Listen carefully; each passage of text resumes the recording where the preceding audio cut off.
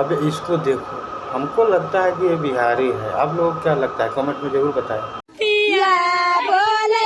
गुलाबी दिला बातिया बिहान बोले गुलाबी दिला बातिया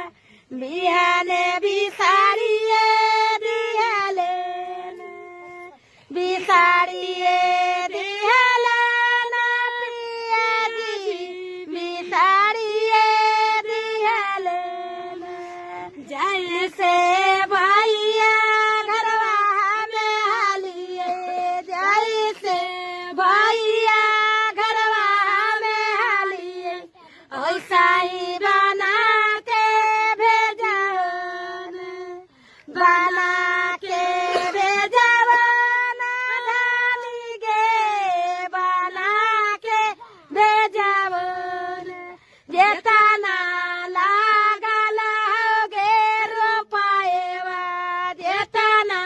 लागल होगे रोपाएवा ओतना दे के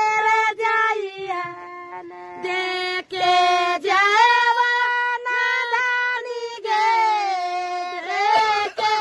जईवन जाए से भैया घरवा में हालिए जाए से भैया घरवा में हालिए वैसा ही बना